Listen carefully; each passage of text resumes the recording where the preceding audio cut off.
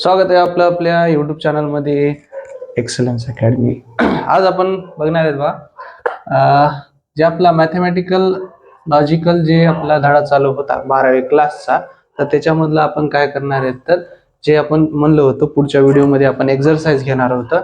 तर आपण एक्झरसाइज काय तर आज ह्या व्हिडिओमध्ये चालू करणार आहोत आणि बघणार आहोत की आपले कसे गणित आहेत कसे नाहीत आणि लॉजिक नुसार कसे आहेत ते बघायचे. तर सगळ्यात पहिले बघा प्रश्न काय की state which of the following are statement and write its truth value. ठीक आहे, ट्रूथ व्हॅल्यू पण बघितले होते आपण. ठीक आहे, आणि स्टेटमेंट. ठीक आहे, म्हणजे सांगते काय की तुम्हाला काय करायचे, खालील दिलेले वाक्य जे आहेत ते तुम्हाला बघायचे की स्टेटमेंट आहेत का आहेत, तर त्यांच्या काय तर ट्रूथ व्हॅल्यू जे असतात म्हणजे त्यांच्या ज्या व्हॅल्यू असतात त्यांच्या ज्या किमती आहेत त्या किमती आपल्याला काय करायच्या तर काढायच्या आहेत. ठीक आहे, तर एक्झरसाइज 1.1 याच्यामध्ये चालू आहे. ठीक आहे, या व्हिडिओमध्ये आपण 3 प्रश्न घेणार आहेत. ठीक आहे, किती 3 प्रश्न घेणार आहेत. तर त्याच्यामध्ये आपण सगळ्यात पहिला प्रश्न काय सांगितला होता त्यानं, the state which of the following statement and write its truth value. ठीक आहे, तर सगळ्यात पहिला प्रश्न काय सांगते, 5 + 4 = 13. ठीक आहे, पहिले हे नेमकं स्टेटमेंट आहे का.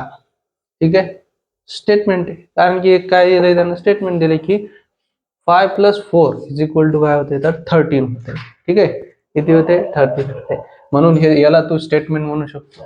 ठीक आहे, हे काय तू तर स्टेटमेंट आहे. ठीक आहे, सगळ्यात पहिले ओळखायचं स्टेटमेंट आहे स्टेटमेंट. ओके, त्याच्या पुढं आता ही जे स्टेटमेंट आहे ह्या स्टेटमेंटची ट्रूथ व्हॅल्यू खरी आहे का खोटी आहे. ठीक आहे, आपण पाहिलं होतं ट्रू आणि फॉल्स.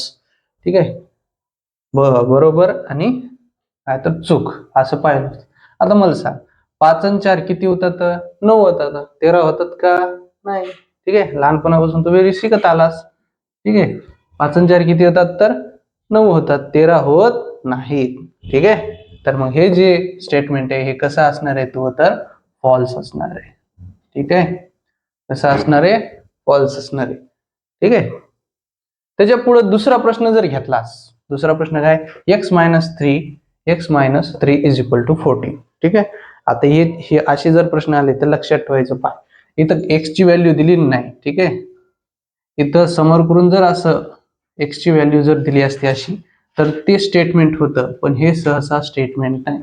इथे x ची व्हॅल्यू दिली का नाही, इथं आपल्याला काय करावं लागेल, सॉल्व्ह करावं लागेल. ठीक आहे, सॉल्व्ह म्हणजेच काय, सोडवावं लागेल की बुवा काय होणार आहे, x इथं -3 इकडे गेल्यानंतर काय +3 होईल आणि x ची जी किंमत आहे काय येणार आहे ती 17 येणार आहे. आपल्याला काय करावं लागेल, इथं सोडावं लागेल. मग हे तो स्टेटमेंट आहे का नाही, it is not a statement, not a statement. ठीक आहे, ठीक आहे, जे स्टेटमेंट नसते आपण त्याला सांगितलं होतं, एक डायलॉग होता त्याला नाव दिलं होतं आपण ओपन सेंटेन्स. ठीक आहे, काय नाव दिलं होतं, ओपन सेंटेन्स. कारण की ओपन सेंटेन्स आपण पाहिलं, ओपन सेंटेन्स कशावर, सिच्युएशनवर अवलंबून असतात आणि सॉल्व्ह केलेल्या याच्यावर अवलंबून असतात. आता याची जी समजा किंमत तू काढलीस तर किती येणार आहे, 17 येणार आहे. ठीक आहे, म्हणून हे जे आहे स्टेटमेंट आहे का नाही, स्टेटमेंट आहे का हे नाही. ठीक आहे, तर हे काय आहे तर कोणतं सेंटेन्स आहे, हे ओपन सेंटेन्स. ठीक आहे, त्याच्या पुढं काय दिलंय, क्लोज द डोअर. ठीक आहे, स्टेटमेंट आहे का हे, स्टेटमेंट आहे का हे नाही, पाहिजे तर काय आले, क्लोज आले. ठीक आहे, आले क्लोज आले, पण ते काय म्हणाले, गोडीन म्हणाले दरवाजा बंद कर.